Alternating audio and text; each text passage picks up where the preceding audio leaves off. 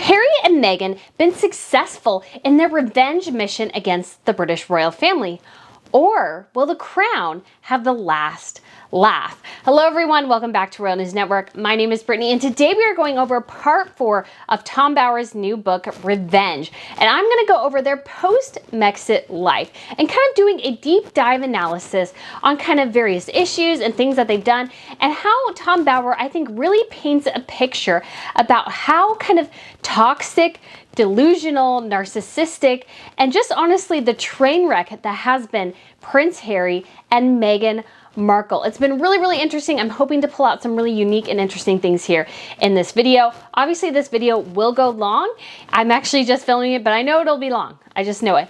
But feel free to listen to a bit, press pause, do something else, and then come back. Because I think this is just a really fascinating situation and really great insight into kind of the pitfalls of the monarchy. And, really starting to think as well, how are Catherine and William going to handle their own spares, Charlotte and Louis, and make sure the same pitfalls do not befall them as have Harry. But if you guys haven't been here to Royal News Network before, like I said, my name is Brittany and we talk about everything related to royals on this channel. So that's news, gossip, fashion, jewelry, television shows, movies, and history. We do it all right here. So if you want to subscribe, that would be fantastic. And I'm so excited to bring you guys kind of this last video. I'm sorry, I've been planning for it for a couple of days, but I've actually kind of been finishing up a move. So this weekend I was just busy moving things, sweating. It went okay, but it was also hard and difficult. So I just wanted to go ahead and get this up though, because I'm so excited to talk about this last little bit. Because again, I found this book to be super fascinating and it confirms so many things I've thought about Harry and Meghan. Now, you could say that perhaps I'm biased, and to a certain extent I am. Not going to deny that at all. However, I have watched royals very closely for the last about decade or so. And so I have a very good understanding of kind of what the monarchy is, how it functions, not only in the UK, but in the rest of Europe, and how Harry and Meghan, especially Meghan, really came into this thinking that this was going to be her ticket to A-list celebrity status. And to a certain extent it is, but to a certain extent it is not, because unfortunately, as the wife of the spare, she cannot be the star. And Meghan Markle, that did not work for her. And that's kind of led to this whole conundrum. And Harry and Meghan's just continued desperation to try and reclaim the glory of the crown, and kind of just how pretty much they're just becoming more and more of an embarrassment on the international stage. But like I said, this is gonna be a long video, so let's go ahead and get started. So this is the first quote right here, and this is not like groundbreaking or anything, but I did just find this again super interesting. Foster had become a guiding light. David has a really beautiful relationship with Harry, McPhee said. They're so cute. They're like father and son. So this quote, like father and son, I mean, just how cruel can that be? I don't know a lot about Catherine McPhee. I know she was on American Idol. She was on the show, I think it was called Smash. And she was obviously kind of she went to the same high school as Meghan. They were in about the same year, allegedly. And it's just such a tacky statement. And it's just incredibly dumb. And we saw actually David Foster recently with Harry at the polo game. And, kind of hanging out with him, just like a month or two ago. What I find really fascinating kind of about this is that, again, Harry and Meghan are kind of setting up this separate family world beyond the monarchy. Now, I get it. Some people really do legitimately have very toxic families. I completely get that. However, the British royals aren't like that. Like, we've seen them be incredibly warm during the Queen's Platinum Jubilee. Yes, they don't all get along, they have their issues, etc. But I think at the heart of it, they are close and they are a family, and you know what that means? Kind of warts and all. Sometimes I think certain people create alternative families like Harry and Meghan are doing because they don't want anybody to disagree with them. I think that's a primary motivation. They don't want anybody to say, that's not really in your character, Harry. Why don't you not do that? David Foster, it's all about, well, this is a flashy connection for me. How can I milk this for all it's worth? I think that is kind of the true concern here, is that every relationship Harry and Meghan have had since they've left the royal family have been transactional. You give me A, I give you B. And we also kind of see, recently it was Princess Beatrice's birthday, and there was this cute picture she shared of herself, her sister Eugenie, and Zara Phillips Tyndall, I should say. And I kind of love this picture because, again, it shows that these people have relationships behind the scenes, and it dismantles Harry and Meghan's argument that the British royal family is not close, that it is cold. They look warm, they look friendly instead. But Harry and Meghan, I think more and more and more, while they have tried to create this narrative that they are in the right and the royal family is the wrong, I think more and more people are shifting to the fact going, you know what, the Windsors aren't half bad. It's kind of you who seems out of place. Reports of their happiness in Montecito excited speculation in Britain about the future of their marriage. Many doubted it would last. Some predicted that Harry would regret abandoning his royal life and miss his family and friends. His ultimate humiliation would be overwhelming once Meghan's true agenda was exposed. They misunderstood the prince. Harry blessed Meghan for rescuing him from the British press and Kensington Palace. Now he could walk freely across the sandy beach with Archie to paddle in the Pacific. Harry felt liberated. Those who predicted the same misery as Edward VIII, who was surprised after his abdication when Britons turned against him, made the wrong comparison. Harry was never heir to the throne. Although the Queen gave the couple a chance to reconsider their departure after a year trial of independent life, Harry had no intention of returning. So I think this is really interesting because Harry, they talk about him being, he feels blessed that he was able to leave the monarchy and he's enjoying his life in California and yada, yada, yada. I've moved several times in my life, small moves and big moves, mostly big moves across the country or, different states and stuff. So I've moved several times.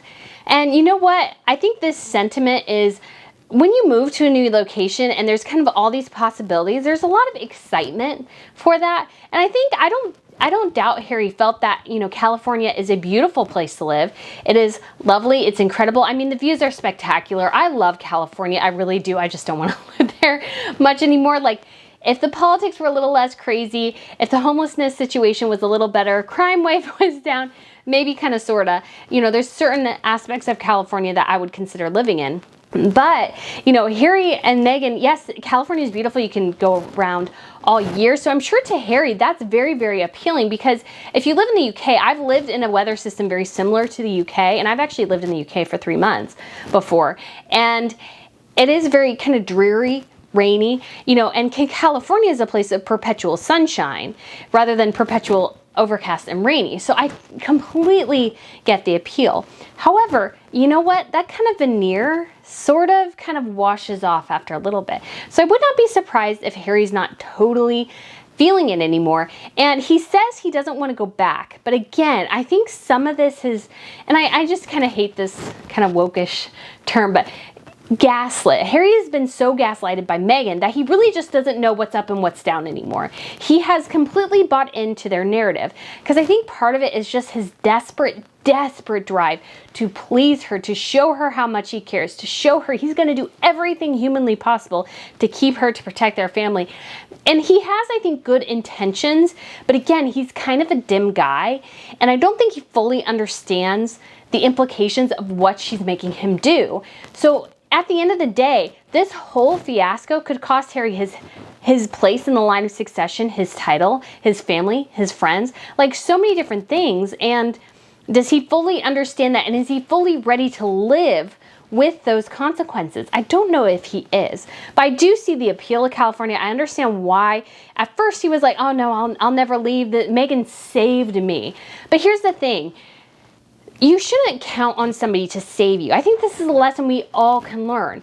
Don't go into a marriage thinking that your spouse will fix you. Your spouse is the answer to everything. They're human like everybody else. And so if you're looking for a savior, hey, I think the savior is in heaven. He's not, here in the way, like he's not, your spouse or something like that. Your human spouse, I should say.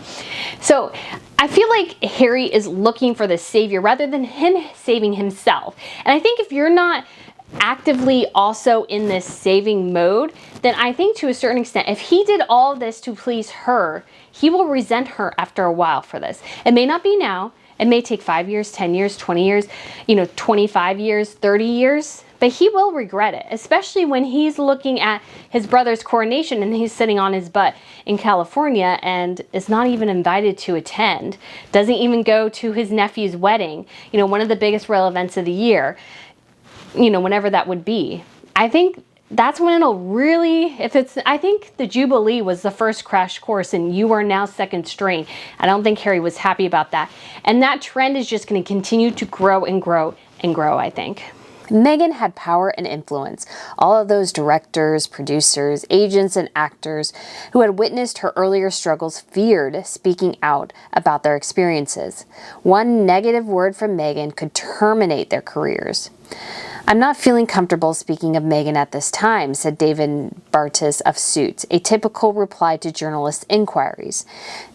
Terrified of being blackballed or canceled, the only heroes in Los Angeles were invented by Hollywood for the screen. The Sussexes were protected as Hollywood stars. Embedded in Hollywood's culture, both transformed their image into warriors eager to brave the crossfire. So I found this really interesting because I think, yes, initially when Harry and Meghan moved to California, they did have this kind of rush of power with them. They were connected with Oprah, they were connected with Tyler Perry, they were making all these different connections with different Hollywood producers and directors and those sorts of things. But I think over the last couple of months especially, as they've been unable to actually fulfill any of their contracts, their power is slowly starting to decrease, if not has, cratered anyways. They don't have this capital that they thought they did. And I think people were also thinking, well, we got this earlier in the book that, Meghan, when she was doing her Vanity Fair piece before she married Harry, she, told Sunshine Sachs she didn't want the title to be wild about Harry. There was kind of a kerfluffle over that. And then the guy from Sunshine Sachs called Vanity Fair to threaten, the palace is going to come after you. And you know what? They didn't really do anything like that. And so it just kind of ended up, they just, I think, thought that they would have all this power. But here's the thing, where power really resides? When somebody can make or break your career. At this point, Harry and Meghan, I think that was initially the case, but I think that's becoming less and less the case as people are kind of starting to speak out, kind of not really buying it anymore. I mean, we even saw this in the UN speech that Harry did. No one was there. Nobody cared. And I think what I've come to conclude is, why do we still watch them? I watch them because I love royals. I'm interested in kind of analyzing what royals are like in the 21st century. That is a huge thing that really, really intrigues me, that I enjoy. I love history. I love royalties. I love jewels. I love fashion, all these sorts of things. But really what drives people to Harry and Meghan, I think to a certain extent, is the car wreck mentality. They are a car wreck. People, it's a weird thing, but people come and they look at an accident. I even see it when I'm driving on the highway. There was this one time when I was driving on the highway, I kid you not, there was a massive accident on the other side of the road, and we were backed up on our side, which was not the side where any of the accident was, for like 30 minutes.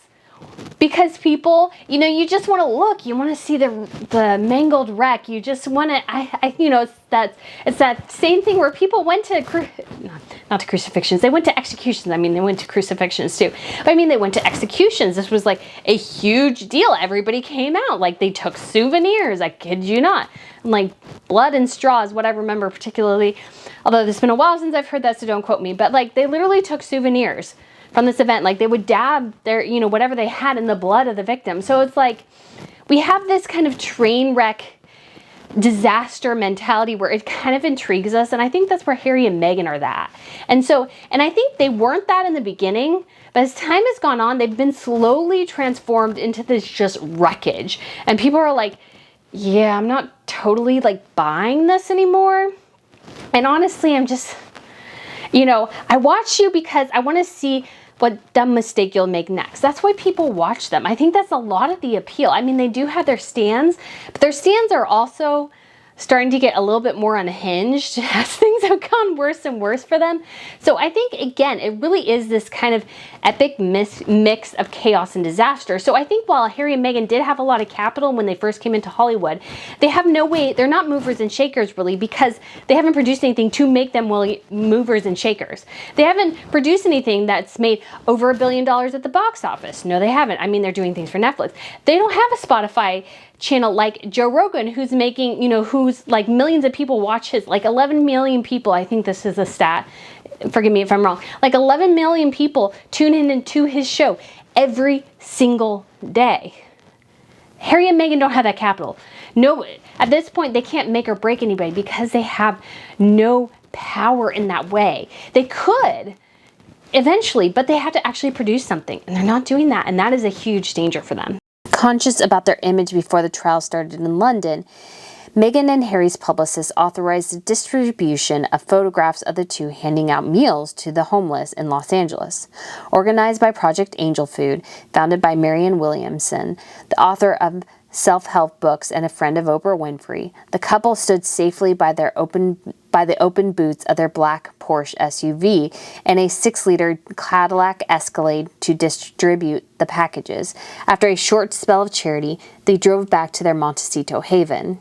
So I found this really interesting because Marianne Williamson was actually, she was actually in the 2020, I think, presidential election as a Democrat nominee for a bit. So she actually didn't achieve the nomination, obviously, but she was a candidate for a bit. And she had some story about her cat, and her cat died. And she's kind of flighty, let's say. She's flighty. So it was just kind of interesting. And I remember seeing those pictures for the first time of them out distributing food. And I'm like, how did anybody know it was them unless somebody out there said, well, hey, this is Harry and Meghan, why don't you follow them? And it just, again, they did it 1 or 2 times and then never again. So again, it's like just one of those things where it's like they do something briefly because, and again, how they pointed out that this was right as the court case was starting, they do it for a bit of clout and then they drop it. So I won't spend too much time on the court case because that has been dissected in other videos, and maybe if you want me to do a deep dive on it at some point, let me know. This is Meghan's court case against the Daily Mail. Just a brief overview. She sued over her father's letter. She came at it at first very bombastically and saying, that they, basically manipulated a deeply damaged man who couldn't really defend himself, and she kind of went after them really harshly, and then they kind of had to pull back and go, no, you can't really argue that way. You got to do something else. And she ended up winning the case, but in a way, I think she really lost the case because part of the judgment, like the Mail on Sunday only had to pay her £1. They may have ended up paying her attorney's fees. However, I'm sure they made a whole bunch of money on all the leaks that came out through the court case. But what's most interesting, again, is this quote, because I think this is incredibly telling. On the 16th of December, Omid Scobie signed a statement. Any suggestion that the Duke and Duchess collaborated on the book is false. At the end of his statement, Scobie acknowledged that signing a misleading statement was punishable as a contempt of court. Scobie knew that the 2-hour briefing with Jason Knaff required the Sussexes' approval, as did the help provided by Keeley, Thomas Morgan, and Sarah Latham. The author had signed a misleading statement to support Meghan against the Mail on Sunday. The Sussexes were now indebted to Scobie. To maintain the pretense, in future, he could leverage that to obtain exclusive information to sell to newspapers and TV. Among his early bonuses was his revelation about the Sussexes' private video call with the Queen on her 94th birthday. So if you don't know Omid Scobie, he is I don't say royal reporter because it's a very loose term. He's basically been described now in a very mocking way as Meghan's friend by most of the British media. I mean, they don't even call him a royal reporter, they just call him Meghan's friend. And this is clear that, if he lied and risked perjury for Harry and Meghan, they are deeply in his debt. Because at some point, the whole case could turn around. But it also shows you kind of who Omid Scobie is. And he has written some articles recently, and he's so on up Harry and Meghan's behind, it's kind of insane. And I don't get him either, because it's like, I feel like he's trying to undermine the monarchy, yet at the same time, Harry and Meghan, and this is what's so stupid about Harry and Meghan's strategy, is like, your whole future depends on the monarchy surviving. Like, is your ultimate goal to get everybody kicked out so you can be king and queen? That's not how it works. George would be king, and George is not controversial because he's 9. So I think he can become king on his own if you happen to get, your father and your brother removed. I think George is still okay. So it's just, again, incredibly stupid, and they can't see real long term. They can only see the short term and react. So I just don't know what Omid Scobie's endgame is, except for to try to stay as close to Harry and Meghan as possible because they owe him and he has nothing else, I guess. I mean, I'm not saying that to be mean. It's like, I don't think he gets like the publishing reports, not the publishing reports, like the, just kind of the general royal reports, like they keep him on the distribution list, I think, because he is kind of this supposedly royal commentator at large for Yahoo. But he's not going on any foreign tours. He's basically not allowed, I don't think, close to any of the royals. So he can kind of be in the press box, but he's not one of the press people who gets to be up close and personal with them anymore. I don't think he'll go on any tours in the future. Catherine and William, I have no doubt, will bar him from going on any tour of theirs forever and eternity. I think that'll be the case. So, I don't get, like, but he's set himself up for failure, I think, in a way, because he has so clasped on to Harry and Meghan that if their whole thing tanks and goes south, I mean, what does he have? Nobody in the royal family trusts him. All the royal reporters think he's a joke. So really, he needs to prop up Harry and Meghan because they are his only. They're his only option for survival. I mean, I guess he can go back to just writing about general celebrities, but he has this bit tenuous royal connection, but all his information about royalty is from Meghan, and Meghan has no idea what royalty is about at all. So, and again, it's just kind of interesting, and it's just kind of, it's disappointing because I just don't like it when it's like, I'll be honest with my bias. I'm a pro-monarchy bias. I like the monarchy. I like what it stands for in terms of culture, in terms of history, in terms of tradition. I'm a kind of traditional gal, and so I like the monarchy because of that. So I will be honest with that. I feel like he's not honest with his bias in saying, yeah, I basically get everything from Harry and Meghan, and that's it. He tries to hide behind this veneer of, well, I'm just a normal journalist, and I just don't like that. All those pieces supported the key ingredient to brand Meghan, her political support for the Democrats on the eve of the fractious presidential election. In the midst of the COVID crisis, the Sussexes supported Joe Biden against Donald Trump. The president's low poll ratings suggested his defeat. Keen to play a part in Trump's humiliation, Meghan joined a virtual meeting with Gavin Newsom, California's Democrat governor. Thereafter, she and Harry broadcast a message to Americans from their Montecito garden, celebrating their inclusion as one of Times Magazine's 100 most influential people on the planet. Meghan urged Americans to build communities of compassion and spoke about the important election of our lifetime. In a clear anti-Trump appeal, Harry asked Americans to register to vote. As we approach this November, it's vital we reject hate speech, misinformation, and online negativity. Harry and Meghan are definitely, in this instance, in getting into politics. They are advocating for one particular party. I don't care who you voted for in 2020. I don't want to know who Harry and Meghan voted for. I don't want to know that, especially as Harry's not even an American citizen. He's a Brit. What does he know about this country and this country's politics? Because it's vast. A lot more than that little enclave, you live in California. There's like 350 other million people in this country, and we all have different ideas, and there's kind of what they call the flyover states. So these are the kind of the central states. And Harry's, a coastal liberal, and he's a progressive, since Meghan's turned him into that, because that's what Meghan is, so that's what he has to be. But it's incredibly dangerous for a royal, I think, to attach themselves to a politician, because politicians can become deeply unpopular. I don't care what side of the political aisle you are on. Basically, every poll in the United States shows that Joe Biden is very, very unpopular. People do not like him generally. They don't like the track the country is going. This is not a political statement. This is just a statement of reality. So Harry and Meghan, because they've attached themselves to Joe Biden, as Joe Biden's popularity declines, to a certain extent, so does theirs, because they told us that, vote for this guy, he'll fix everything. And, if you don't think that's necessarily the case, or if you aren't liking where the country is going, then, you know, Harry and Meghan are now attached to this deeply unpopular figure. Any suggestion from London that the Sussexes were excluded threatened their celebrity ranking in America. Their finances depended on their status as royals. Recognizing the danger, Meghan and her advisors produced a reposit. With a photographer in tow, Meghan took Harry on Remembrance Day to Los Angeles National Cemetery, the home of 90,000 war graves. As an aide followed with flowers, they headed for the grave of 2 Commonwealth soldiers. Wearing his military medals attached to his suit, Harry's card read, "To all those who have served and are serving, thank you." After the photographs were released for global distribution, Harry denied that he had orchestrated a publicity stunt to reassert his abandoned royalty. On the contrary, he would not allow his family to deny him his birthright. You know, Harry had asked, he wanted to lay a wreath at the cenotaph or have one laid on his behalf. However, the wreaths laid at the cenotaph are not laid by individual royal family members on their own behalf, but on behalf of other arms of the armed forces. And so Harry's request was obviously going to be denied, and also he's not a working member of the royal family anymore. He was still at that point Captain General of the Royal Marines, which he would be stripped of very quickly after that.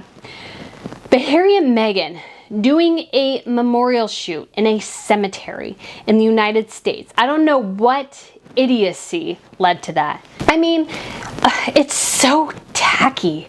So tacky. Like doing a photo shoot with a fashion photographer in a cemetery, a national cemetery. So that means like mostly soldiers are buried there for your own amusement. Like the lunacy of it is just so ridiculous. And again, it goes back to, I think, Sunshine Sachs and how terrible they are at this.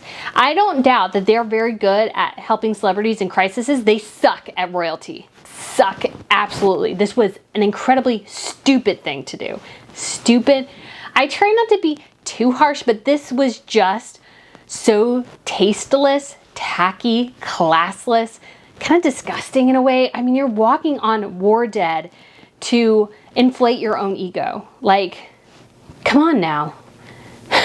Have some sense. Like, it's not that hard, but, you know, most things are hard for Harry and Meghan. Oprah's seduction of Meghan was mastery, albeit of an eager supplicant. This was the influence which Oprah exerted as she prepared for the biggest group of her career. She had penciled in the transmission date on a CBS network, all set to launch brand Meghan in America. So again, that Meghan thought her brand is all about victimhood, fake news, racism, all these things. And so she's latching onto Oprah, who I thought this was really interesting. She talks about basically that Oprah Winfrey kind of exploits her, you know, people who are victims for her own gain. And so I find that really fascinating. And again, that Harry and Meghan, that Meghan was all about this, and it was all to launch brand Meghan, not brand Harry and Meghan.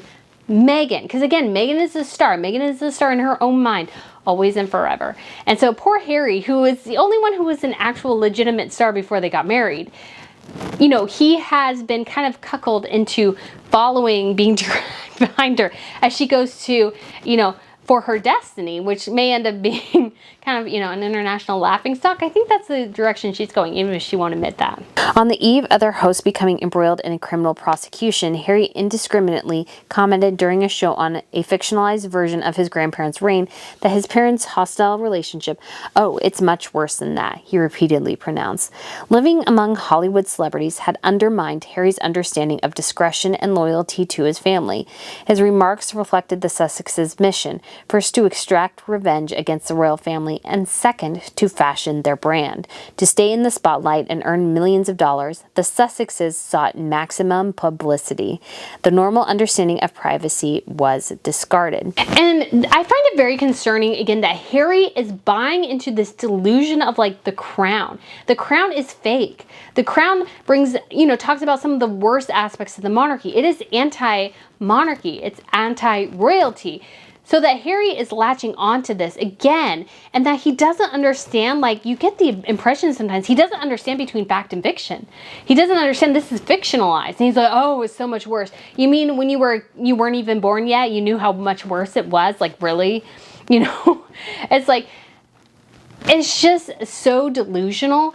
And again, kind of concerning, but we know that Harry and Meghan actually have bought into kind of the media the celebrity lies, the kind of the myth of Diana, rather than seeing her as someone who kind of contributed to her own demise. I know for some people that's not popular to say, but she did actually kind of do that, because she did call the paparazzi and ask them to not to chase her, but they asked him to come and take pictures of her. She was very much into playing the media game. And, you know, if she had not, you know, declined Met protection, if she had not gotten into the car with the drunk driver, if she had worn her seatbelt, she would still be alive. These are objective facts. So it's just that Harry and Meghan continue to believe this lie is, I think, just kind of it's dangerous for them, and it's dangerous for the monarchy too. Once again, this time for the camera, Harry repeated his praise for the Netflix series. Despite The Crown being branded a hatchet job on his parents, Harry told Corden with self-pity, "I'm way more comfortable with The Crown than I am seeing the stories written about my family or my wife or myself," he added. Of course, it's not strictly accurate, but loosely gives you a rough idea about that lifestyle, the pressures of putting duty and service above family and everything else, and what can come from that. Few forgot that Harry was contracted to Netflix. Again, I can't believe he's into The Crown. So I'm planning on rewatching The Crown. I actually only have watched a couple of episodes of The Crown, but I'm planning on rewatching it because I do want to do kind of a watch reaction, especially as The Crown's coming out later this year for the 5th season, I think it is. And I just thought it would be fun to kind of do a watch and kind of review. But it's like, I understand, and when I started watching this, like, I know this is fake. I know this is fake, and I especially hated that the tiara she wore for her, like, one of the things that's like, oh my gosh, I so know that's fake. Like, you couldn't even get a real tiara. It's like, I know you were trying to copy the real one, but it's like, just get a real one, because, you know, the fake ones just look so fake, to me, in my opinion. It's like a fake tiara. It's like, it screams fake, you know, but the whole Crown thing, it's fake, it's false, it's a contrived narrative that Harry would even fall for. Is promoting it, again, is very, very concerning. However, we also know he has to pay to play. He is on Netflix's payroll. They want him to promote this. They want to connect the Crown release with Harry's documentary, with his memoir. Like, it's all this thing. And again, I guess you just get the feeling that it's like, Harry, do you know everybody's just kind of using you? Do you know that? Like, they don't really care. They're using you to make money. That's all they care about. More confessions flowed. To capture public's attention, the Sussexes relied on self-exposure, including themselves. Meghan's pregnancy featured as a celebration of her importance.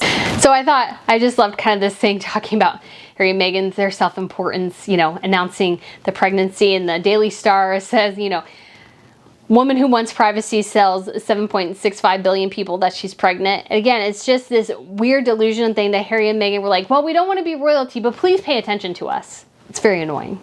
On 16th of February, buoyed by that victory, Meghan sat in a Santa Barbara garden ready for her interview with Oprah Winfrey, which had been planned prior to her wedding.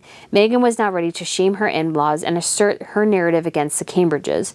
To some, this was a reject's revenge against the royal family who plotted to deny her destiny. Those who smeared her reputation in London with lies about the pre-wedding arguments and her bullying were in her sights. Life is about telling stories, right? Said Meghan, telling stories through truthful lens. So this idea of telling stories is a huge part of our culture. It's a huge part of our lives, is telling stories. But there's a difference between telling a true story and a fake story. And Meghan, again, she's telling her story. She's crafting this narrative. And as we'll see in the next bit, over the previous weeks, Meghan's lines had been written, rewritten, and rehearsed. She knew precisely the moments she would hesitate, draw in her breath, touch a carefully poised strand of hair, portraying her reluctance to deliver a withering condemnation of the royal family, and then, overcoming her hesitancy, bashfully recite her obligation to tell the truth. So again, I find this really interesting, and I could just, you know, again, you watch the interview with Harry and Meghan and Oprah, and I have only watched it actually in full once when it aired.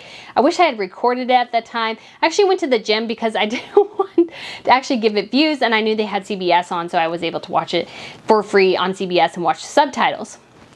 And just listening, like, you know, it was just so dramatic and it was so overdone, and I was like, the pauses, and she would, like, you know, cry, dab her eye, but it's like, you look at the close-up of her eyes, and I found some pictures, like, her eyes aren't even watery. Like, why is she dabbing her eye? And her makeup never changed. It's like, well, how much of this truth are you telling us if you're can't even really even conjure up real emotion? She's good at kind of trying to kind of look at and try to do that demure, you know. Oh.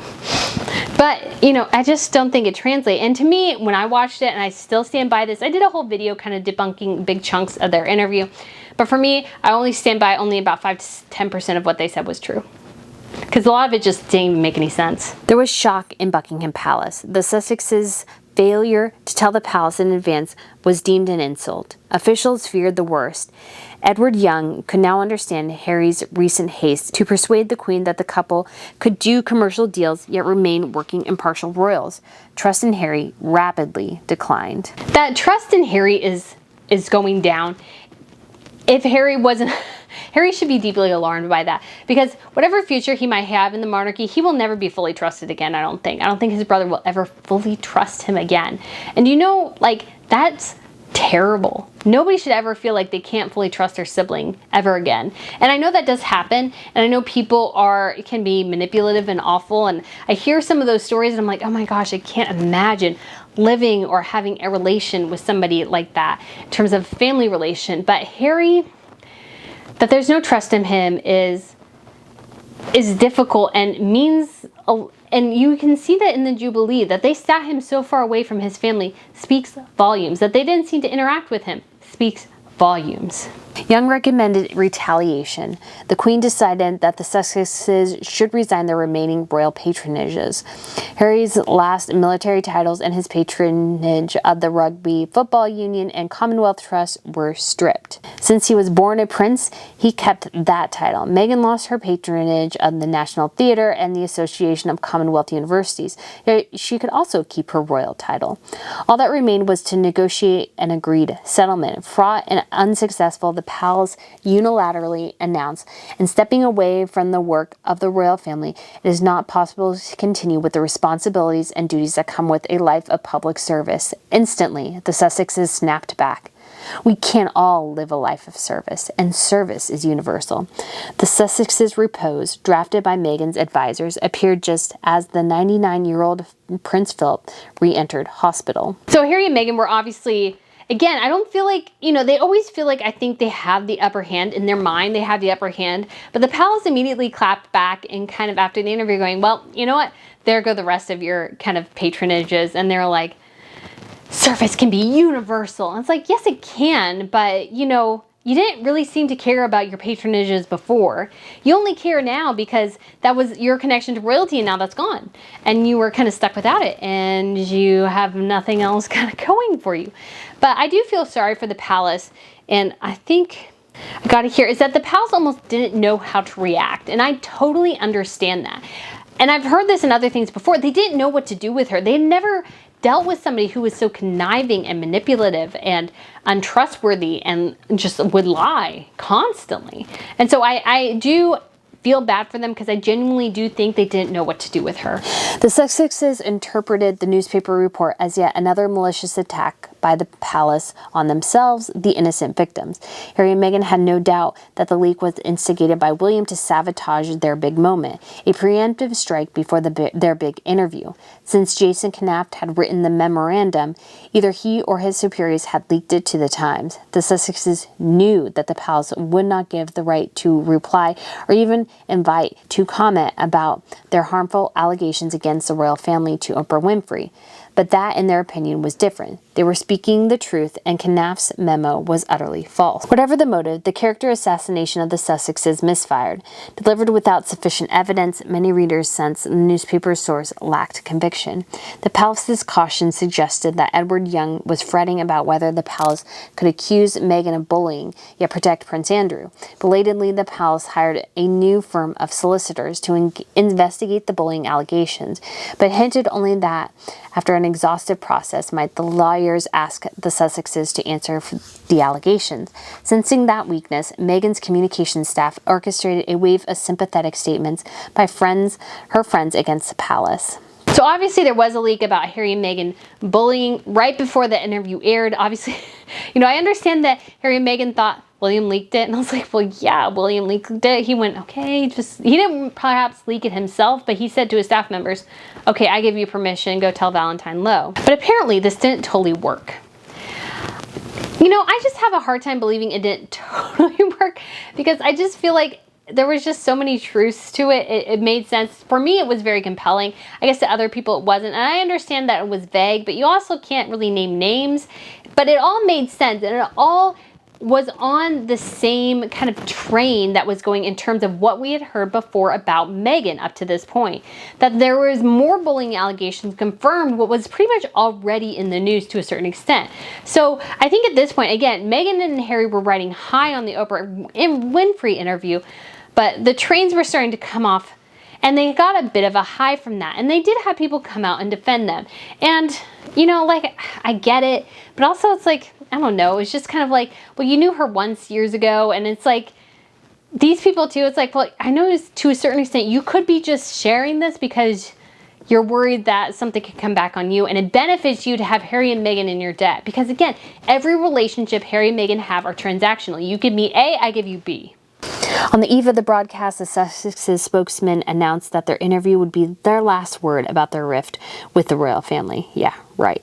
Having needed to have their say, they now considered the matter closed and wanted to move on. That sentiment was grasped by Buckingham Palace's spokesman. On Saturday night, he predicted that the interview would be a quickly forgotten sideshow, lost in the midst of time. People, he believed, were more worried about COVID. The Queen was reportedly calm and believed in the long game. She was said to have considered it best not to react to what would be their final word. Doing her duty, she, along with the royal family, would spend Monday celebrating virtually the annual Commonwealth service. Afterly, she had chosen to speak about friendship and unity. What really grabs me about this particular quote is that it's like, it's going to be their final say. But we all know it hasn't been their final say. They keep talking. They talk all the time. And it was just never going to be their final say, because Harry and Meghan are obsessed with constantly addressing and changing the narrative. They constantly have to try to adjust it. And I think this is their Achilles heel, is that they keep wanting people to believe their truth, so they have to say it over and over and over again. And they have to escalate what they're saying to get more people, to get more eyes. And that's the problem with really playing into the media the way they have, is that you have to continue escalating the behavior to get a bigger and bigger reaction. And I think Harry and Meghan are kind of obsessed with the media in that way, and obsessed with that reaction. On Saturday night in Montecito, Meghan was in bed crying, not because she felt remorse for shattering allegations against the royal family, but because the firm had orchestrated a smear about her alleged bullying. "I held her," said Harry. "We talked, and she cried and cried and cried." Certain they had spoken the truth in the most compassionate way possible to Oprah, Harry believed they had left an opening for reconciliation and healing. Oh, poor Harry. Poor Harry. As she cried, Meghan might have recalled telling the Fortune magazine audience 5 months earlier, "If you live knowing the truth, regardless of what anyone says, you'll be able to go to sleep with a clear conscience." At the same time, she had probably also forgotten informing the same audience, "If you listen to what I actually say, it's not controversial." That night, Harry and Meghan believed that their interview with Oprah Winfrey was true and not controversial. "What ended up inflammatory," Meghan had said, "is people's interpretation of what I say." In their opinion, both were victims of racist tabloids, and now Buckingham Palace was stoking hatred about fictitious bullying. And again, it all comes back to, this is my truth, this is what I want, this is my family, you know, and we're all saying this, and this will be okay. I think that was Harry and Meghan's perspective, is like, we've said our truth, the world will change, and everybody's kind of like, yeah, I guess. And I mean, obviously it elicited a huge reaction. And it was, you know, pretty damaging to the monarchy there in the immediate after effects.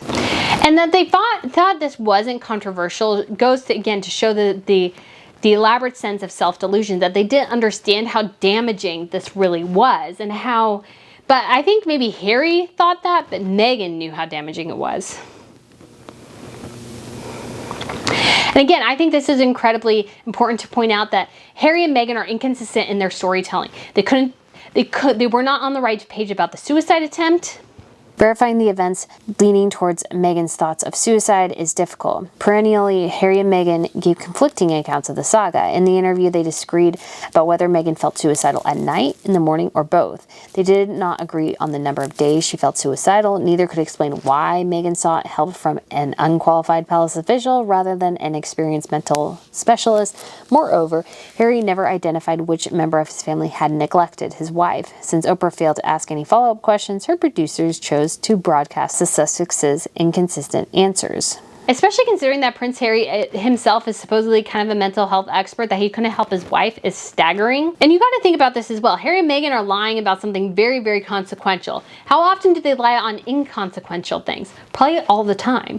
Because if you're lying about something as big, or you can't even get on the same page as a potential suicide attempt, how often are you telling falsehoods about everything else? Probably all the time. With theatrical hesitation, her sweet tone described several conversations with Harry involving his family about her unborn child. During her pregnancy, she revealed there were concerns and conversations about how dark his skin might be when he was born. With gasp surprise, Oprah asked whether they were concerned if he were too brown, that would be a problem. Meghan confirmed the horror. If you're making an assumption that someone thought Archie would be too brown, it feels like a pretty safe one. She described her predicament. The idea of our son not being safe, and also the idea that the first member of color in this family not being titled in the same way that other grandchildren would be. Oprah Winfrey asked Harry later to explain the racist comment. Meghan had asserted there were several conversations, and they occurred while she was pregnant. Harry's version was starkly different than from his wife's. Right at the beginning of the relationship, Harry said, there had been a single general remark about the kids. Harry's contradiction was critical. Meghan had described the conversations occurring during her pregnancy, but Harry insisted it happened once long before they were engaged. That conversation, said Harry, I'm never going to share.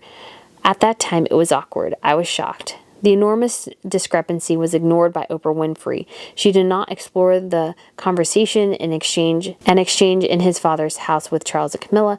5 years later, Harry reinterpreted what he knew was an innocent speculation as a doom-laden finale to relations with Charles and Camilla.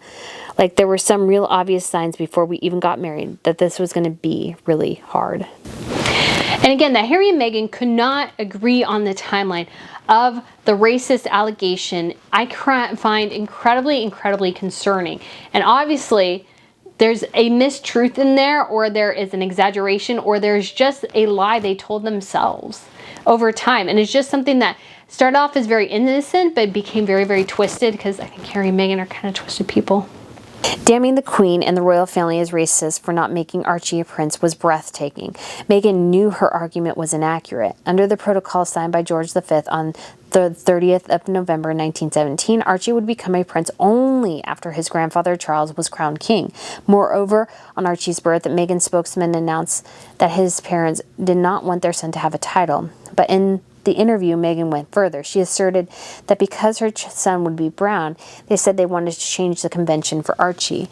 She did not identify they or explain how the convention would be abandoned. Facts could never undermine Meghan's truth. She knew that Archie's security was never withdrawn.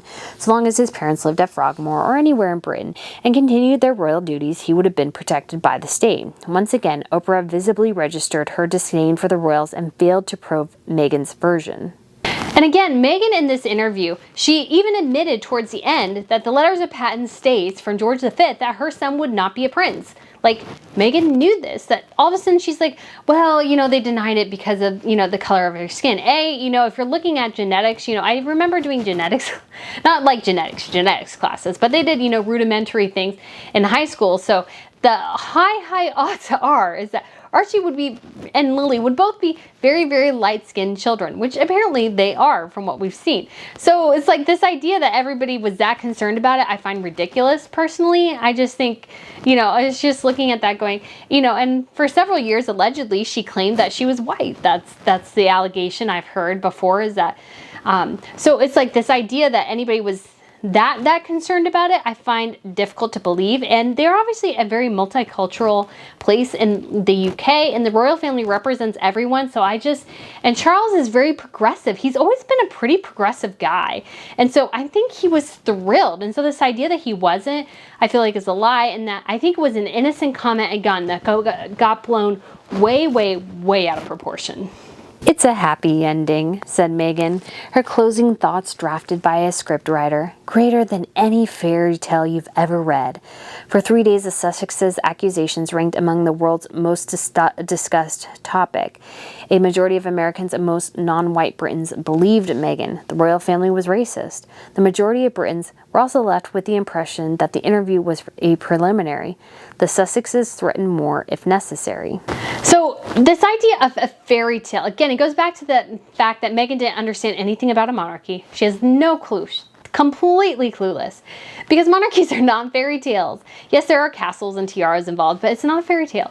In fact, when I was in grad school and Kate and William were about to get married, one of my professors said that, he doesn't believe in the fairy tale anymore because of Charles and Diana. And I think that's incredibly true. Like, there's nothing, like, people aren't grasping and so excited. It's like, if you believe in the fairy tale, I feel sorry for you because, these are real people and it's not a fairy tale. Soon after the broadcast, Meghan's spokesman rushed out a clarification. The person questioning the unconceived child's color was neither the Queen nor Philip. That left Charles, William, and Kate.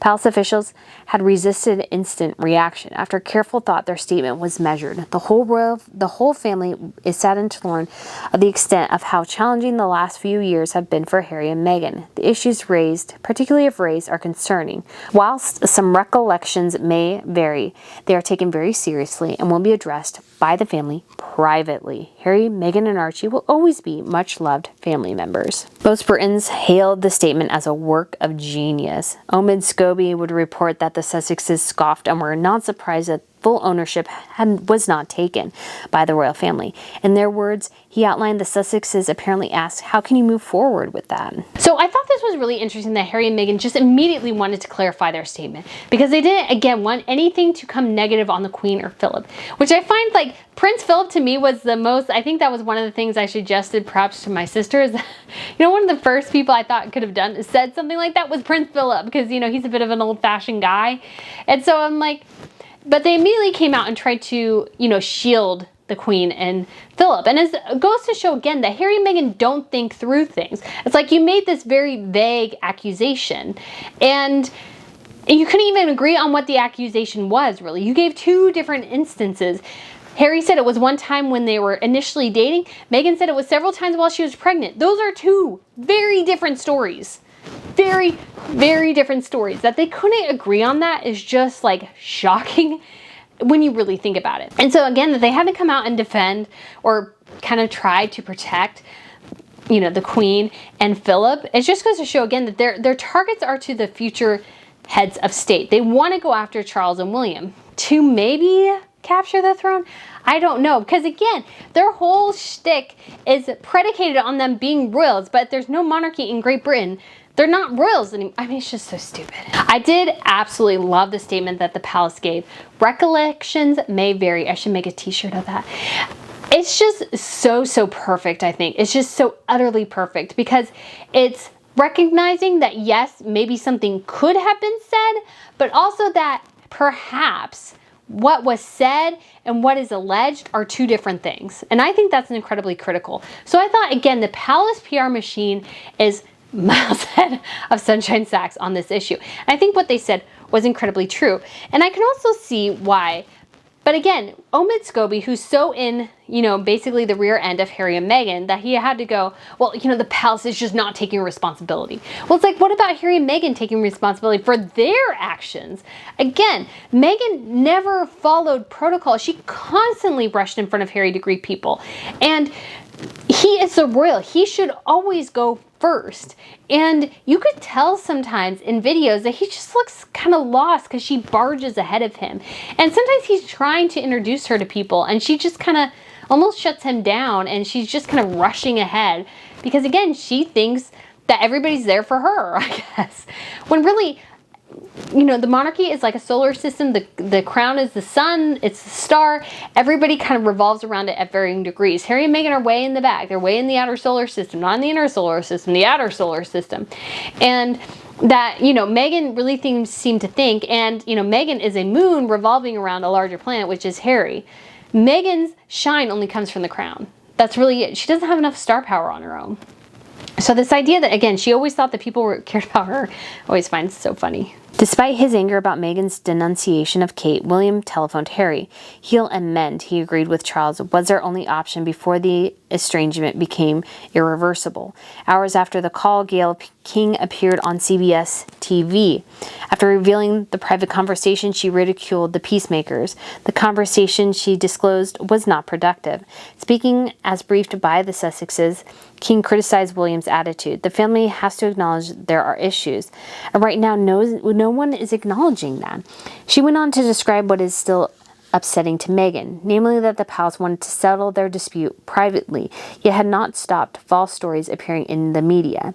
They had certainly failed to stop the stories broadcast in the Oprah Winfrey interview. And again, you see this thing where Omid Scobie always says that the royals, it's like they leak stuff. This meeting happened between Harry and the Queen and Meghan right before the Amsterdam, Invictus Games. It happened because nobody leaked.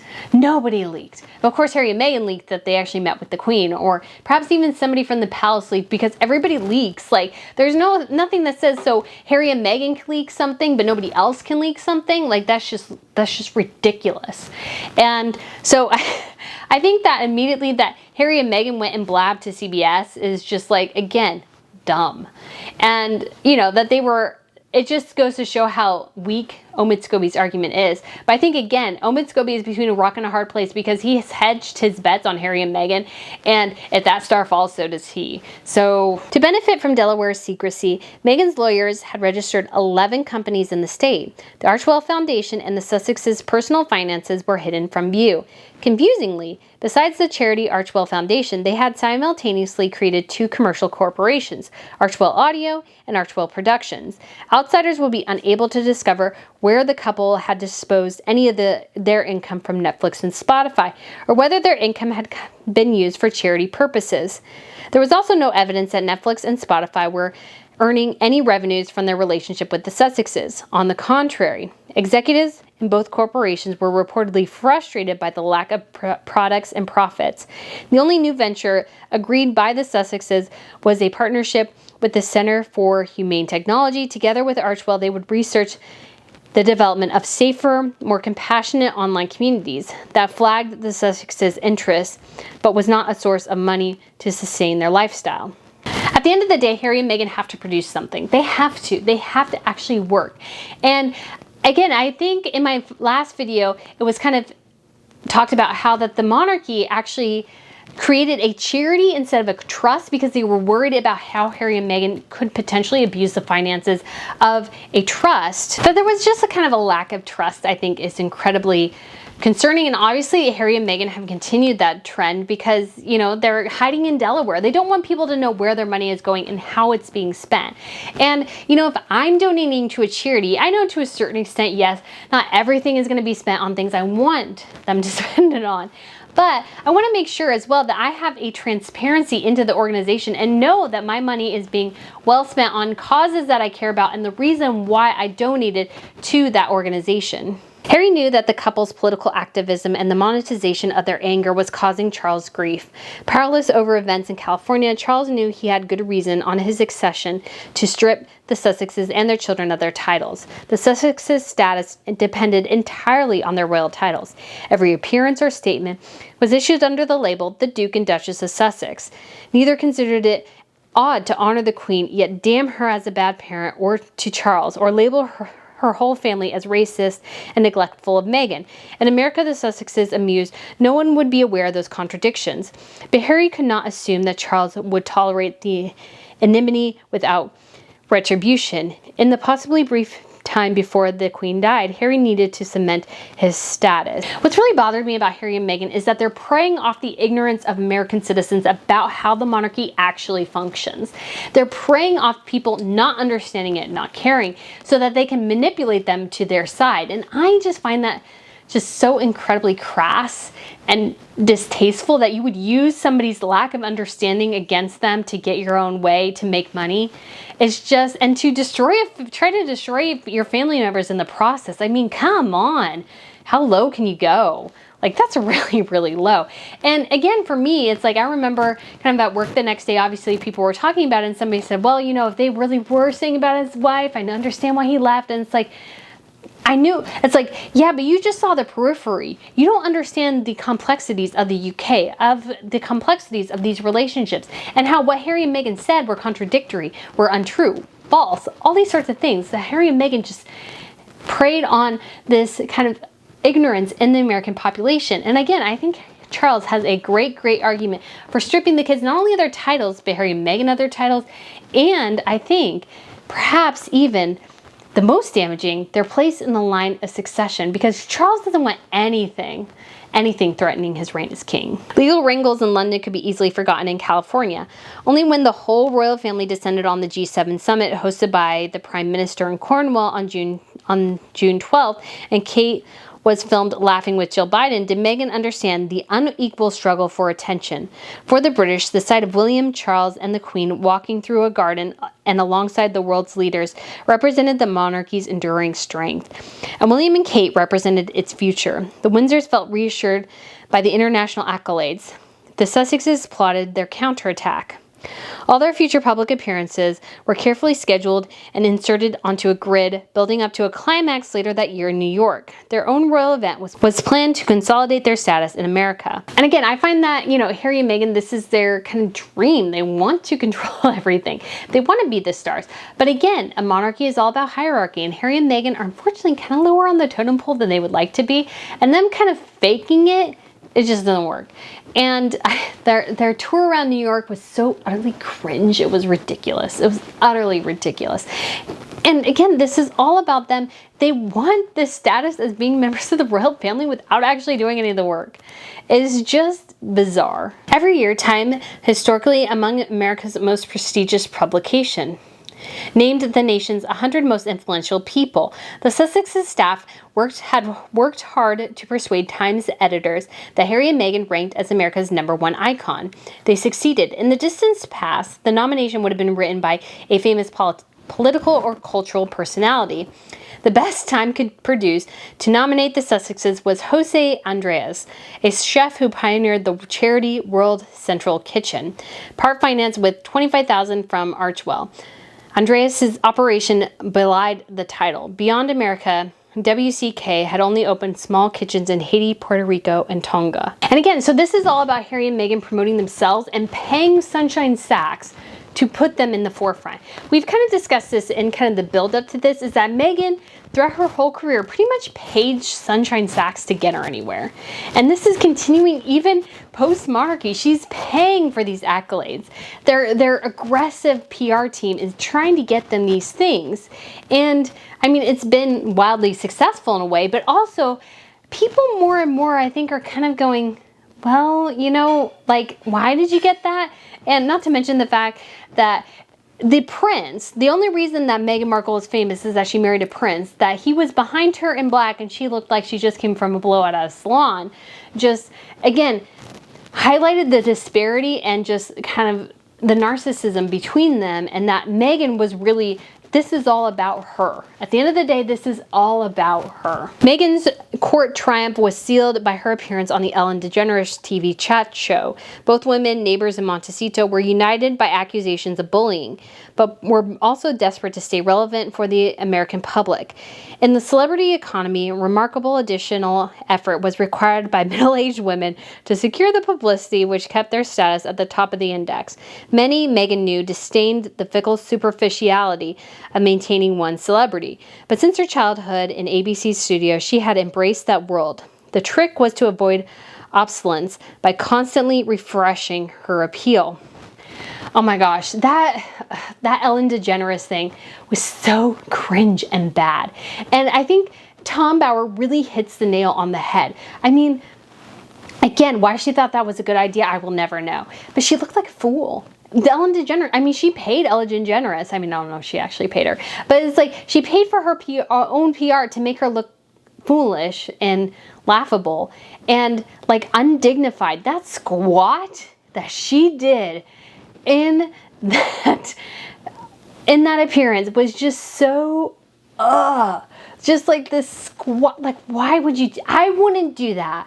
I don't think even I would do that in a similar situation, because it'd be like, no, that's just like, why? Like maybe like a lift out squat if I was like, a workout squat if I was doing something for like a publication or something, I don't know.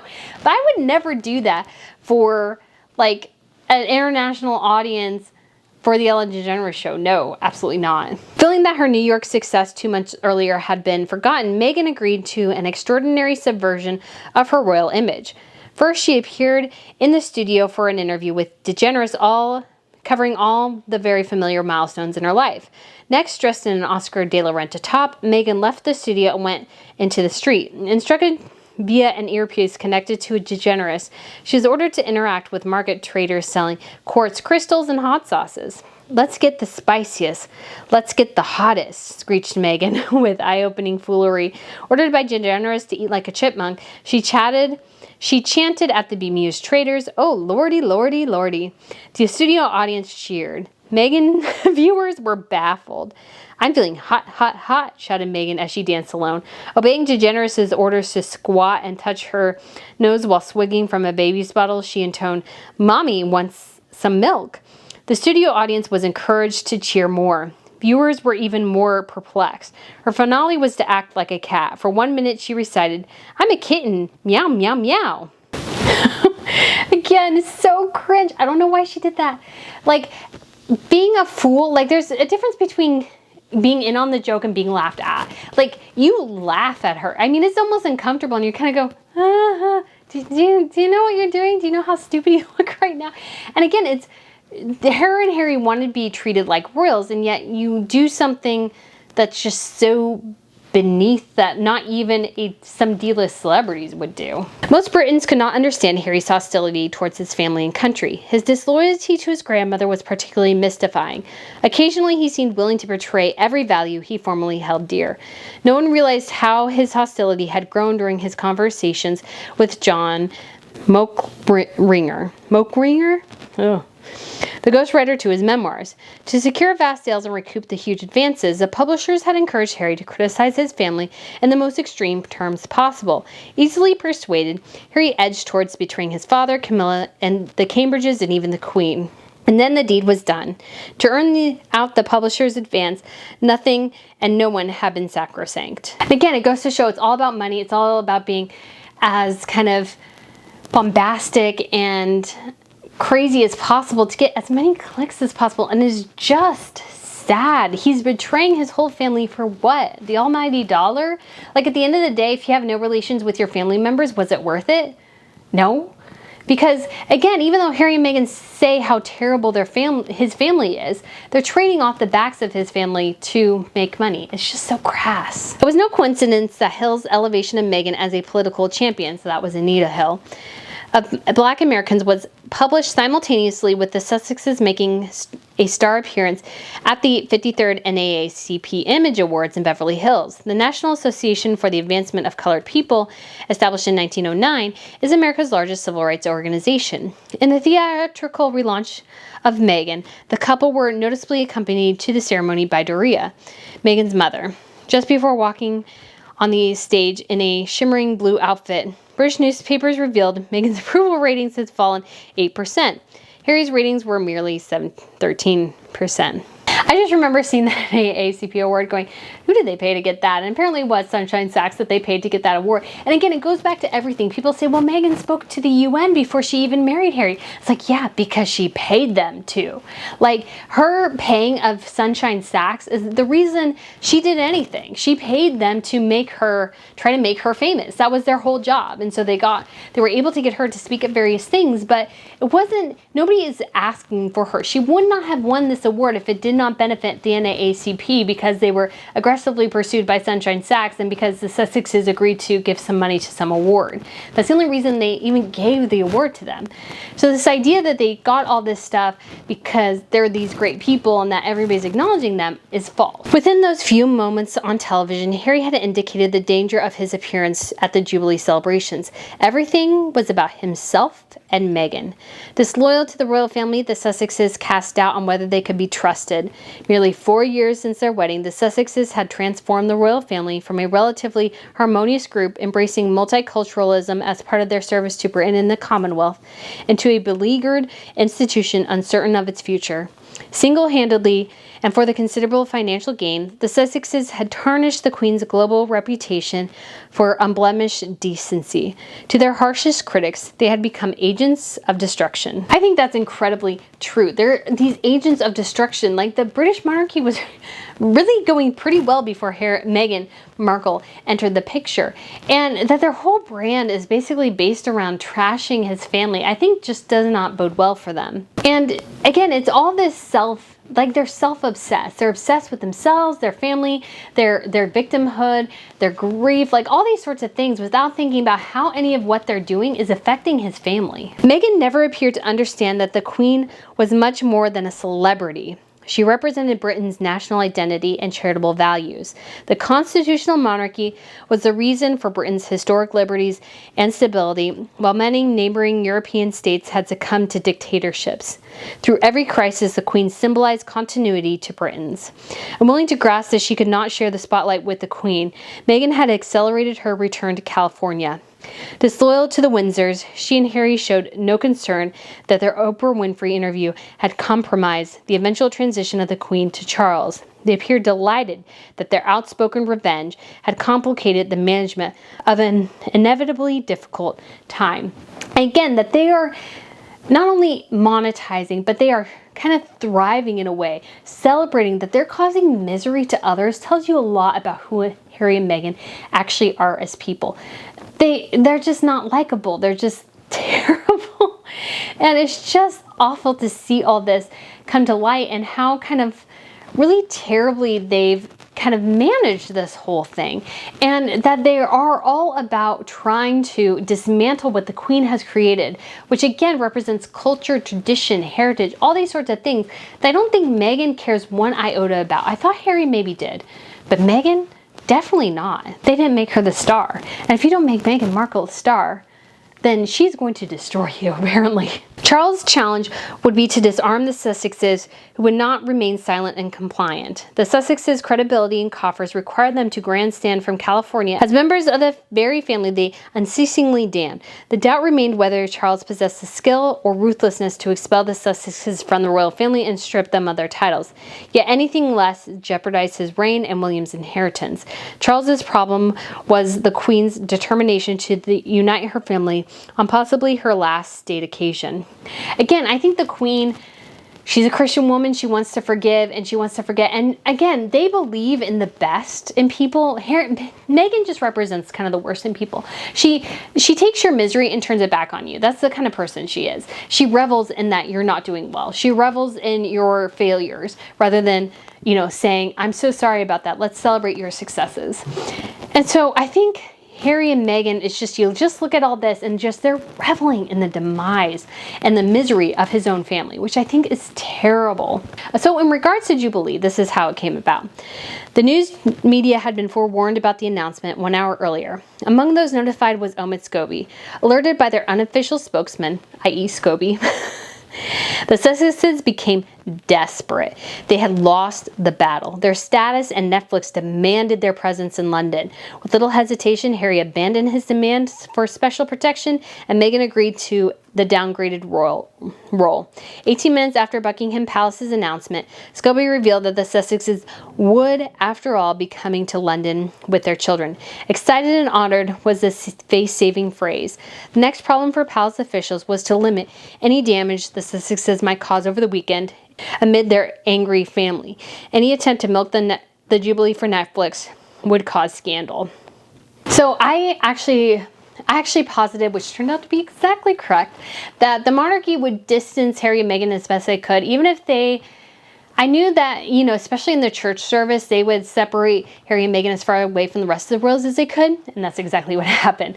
Somebody commented on that video that it aged like fine wine, which it did, because I was exactly right. Because again, the monarchy plays the long game, and they've been doing this for a long time, so they knew they had to invite Harry and Meghan because they needed to invite them. They needed them to be there to show solidarity, to show support, and the Queen wanted her family there. This is a big family occasion. However, they also knew they could not give the Sussexes a foothold and that they had to keep them as far away from the main line as family as humanly possible, and they succeeded. In her own terms, Meghan's career has been an astounding success. Thanks to her father, she had prospered despite her parents' divorce and during her school years, her mother's frequent absence.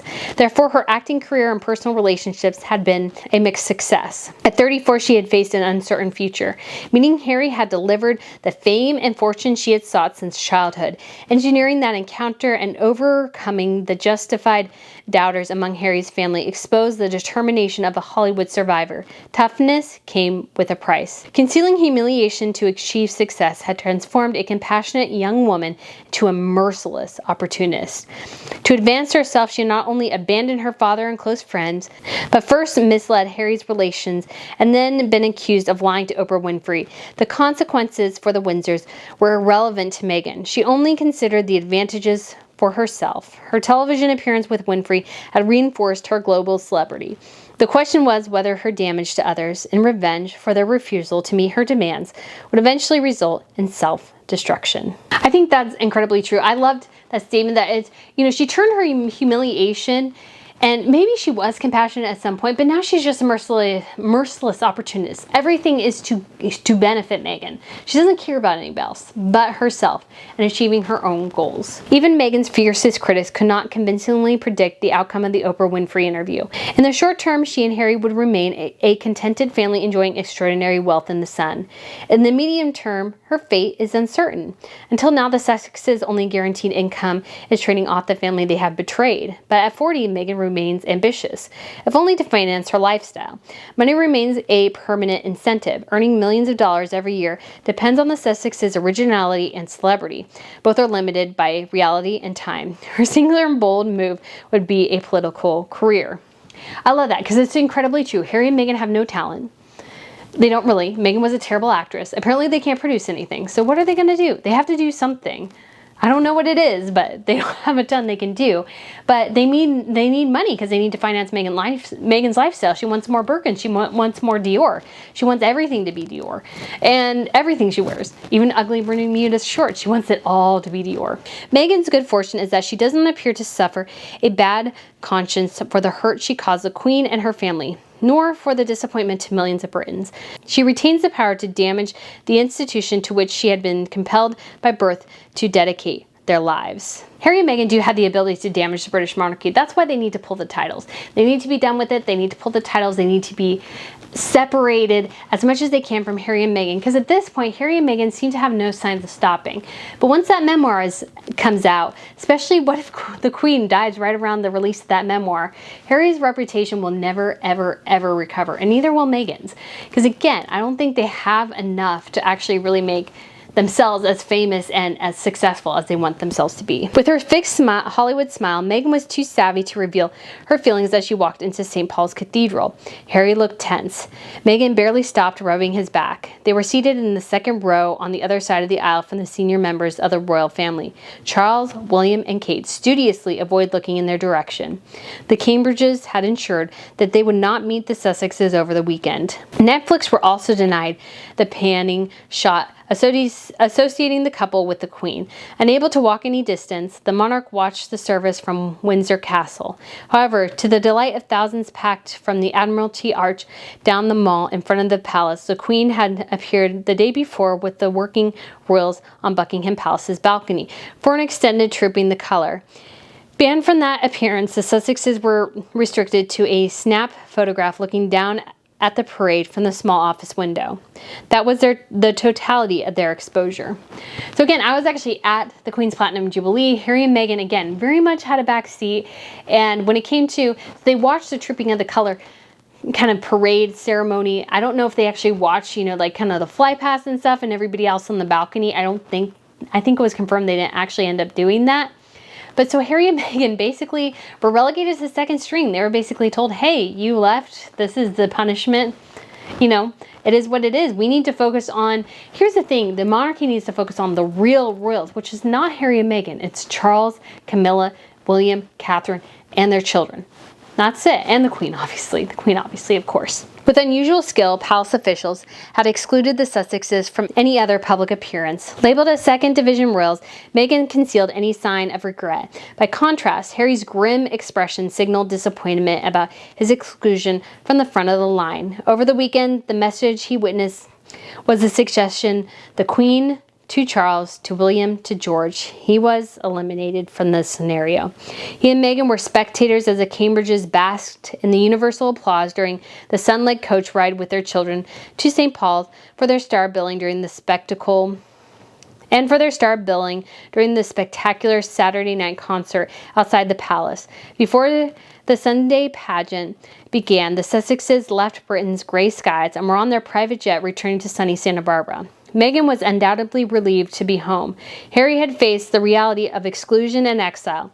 Their 10,000-mile round trip did not end with heartfelt smiles. Again, the palace played Harry and Meghan exceptionally well, and Harry and Meghan just kind of destroyed themselves in that weekend, I think, in so many ways. It was just really a disastrous appearance for them. And they were so publicly relegated to second string. I mean, it was really, really bad. But, you know, again, that's what was set up for them. That's the life they chose. But again, I think they thought that nobody would call them out on it and nobody would challenge them on it. And I think that was an incredibly silly decision to make.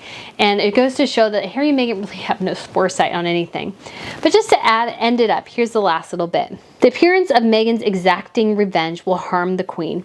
Shrewd, modest, and frugal, the mother, grandmother, and great-grandmother would want to end her days amid happy family. Meghan and Harry appeared determined to deny Britain's much-loved and longest-serving monarch that final happiness. At the end of the day, I think the crown wins in this scenario. It does. I really think it does. And I think Harry and Meghan have been truly, they've tried to seek out their revenge. They tried to put screws to the monarchy. But I think even though they've had kind of an initial success in that Oprah Winfrey interview, as time has gone on, they've appeared increasingly desperate, disconnected, self-obsessed. You know, we had that terrible PDA when they were at the UN service that everybody was kind of like, yeah, that doesn't look, you know, when Meghan was grasping at Harry's arm, moving him, you know, kind of all this stuff, everybody was kind of like, yeah, that doesn't look good. I think that Harry and Meghan, though they've had this initial great success in terms of actually kind of turning the screws and kind of trying to turn the world against the monarchy, I think the monarchy is slowly bringing people back. And you know how they're doing that? By just being even keel. They've done that by just doing their duty and going out and doing that and not trying to destroy Harry and Meghan in the process. And that's why I think they'll win, because Harry and Meghan, people want the success story. They don't want this negative, dark, twisted tale that Harry and Meghan have put together. The monarchy is driving towards success. They are driving towards a future where Harry and Meghan are just no longer in the picture. And I just find that kind of good in a way, but also incredibly sad, because you know what? The monarchy could have been really, really great, I think, with Harry and Meghan, if they could have, you know, put aside their egos for 1 minute and just gotten on with the rest of their family. But no, Meghan had to be the star. Nothing could be good enough. Meghan had to be the star, or she would try to burn the whole institution to the ground. But here's the thing. The only reason anybody cares about Meghan Markle is that she is connected to the royal family. So while I think their revenge, I think they're still going to embark on trying to take their revenge against the royal family, I think in the end of the day, the monarchy will win. Because pretty much always the crown wins. And unfortunately for Harry and Meghan, I think over this last year or so, they've really been exposed as liars. And even if Harry's memoir comes out, a good portion of people just won't even believe it. And certain people won't even touch it because it's associated with him and they don't believe him. And that really, again, damages their brand and their future. Well, guys, let me know what you think. Just, you know, kind of overall, I actually really liked Tom Bower's book. It was written in a style that I really appreciate, that's just kind of direct and kind of goes over things step by step. I really, really like that. I know that's just me, and other people are like, that's not totally me. I did love it. And I think, again, he goes through all the things that we pretty much knew already and just kind of expands on stories we've already heard, which I think is great and gives them an additional credence. He's not not great at fashion, because he made a couple of mistakes with fashion. He called, I think, Omid Omar at some point. And so, you know, there's a couple of things where it's like, he didn't get that quite right, or the time he was like, you kind of should have done, you know, this instead of that. But overall, I think it's actually a pretty good book, and it really dismantles Harry and Meghan. And I think, you know, that needed to be done, because Meghan has crafted this narrative that we all knew was false. I didn't believe it for a second. I know so many of you guys didn't either, and I'm so glad we finally have the truth out there. Well, guys, thank you so much for watching. I look forward to seeing you again very, very soon. Thank you for sticking in this long, and I look forward to seeing you again in the near future. Bye.